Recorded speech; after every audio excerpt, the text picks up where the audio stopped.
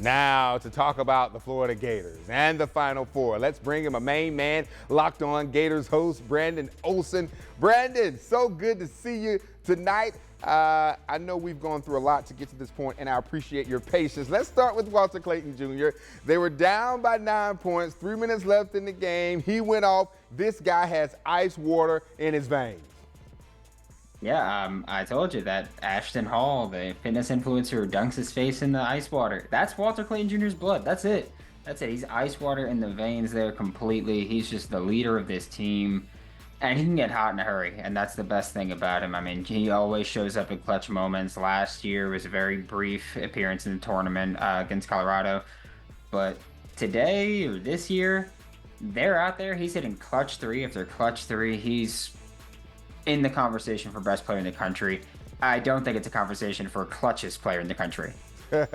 You've said that he should no doubt be a candidate for National Player of the Year, and he's proved why during the postseason. What about his head coach, Todd Golden, relying on analytics yet again down the stretch against the Red Raiders, and it worked?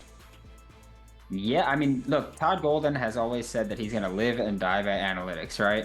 We're going to go for around the rim twos, catch and shoot threes.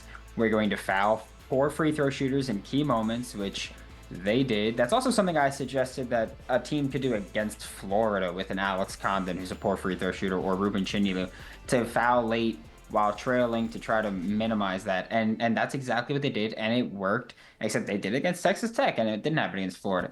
Brilliant strategy, incredible approach to take. And also, I think that in the Sweet 16 and the Elite Eight, we've seen more adjustments from Todd Golden than usual. He shrunk down the rotation, removing Urban Klavshaw, who's having a very bad tournament. Now they're going with an 8-man tournament. Thomas Houck is playing a ton of minutes. He's really focusing on winning within the margins, which is what all analytics is all about. And that's exactly what he's doing. And it's working so far. And you look at the Final Four, and it's teams that have prioritized a similar analytic mindset, but Todd Golden is more of the up-tempo style, and there's other schools that are quite different in pace, but for the most part, they want to do the same things. Brandon, you got what you wanted. The Gators are facing the Auburn Tigers for the second time this season. The Gators beat them back on February 8th, 90-81. Auburn was the #1 ranked team in the land. They're the #1 overall seed, but this time around, this team is a lot better than they were back in February. Yeah, it's going to be a battle. And Auburn fans and I, we do not get along. We don't like each other. This one's for all the marbles, and I'm going to talk my trash.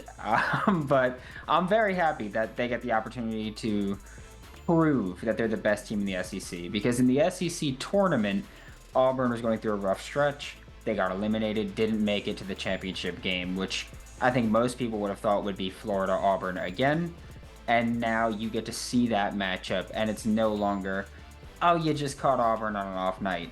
This is going to be to prove if Florida's the best team in the SEC, which I think they are. Sorry, I know they are. And so I'm looking forward to Florida getting this opportunity again. I do hope that Janai Broom is fully healthy. We know he got banged up against Michigan State, so it won't really be 100%, but I do want this to be a full-strength team, or as close to full strength as it can be. And Brandon, we'll get more into this on Porter's Place on tomorrow, but before I let you go, we know you have the Gators in the national championship game. Who do you have them taking on? I have them taking on Duke and beating Duke. I think that Florida and Duke are the two best teams in the country, and that's really what it came down to for me. It wasn't about, oh, this is my favorite team. I think these are the two best teams in the country, and I think that while we talked about last week, Stephen A. Smith saying, oh, is this the death of college basketball? You're seeing the 4 best teams in the country face off in the Final Four. This may not have the Cinderella storylines that people want, but this is quality over anything else. This is the best of the best going at it, and we're actually going to get the best team in the country as national champions this year. All right, Brandon Olsen, so good to see you. Locked On Gators host, G-O-O-D Good, making it known he has the Gators all the way. Thank you for staying up late with me tonight, my friend. Of course, anything you need. All right, see you tomorrow.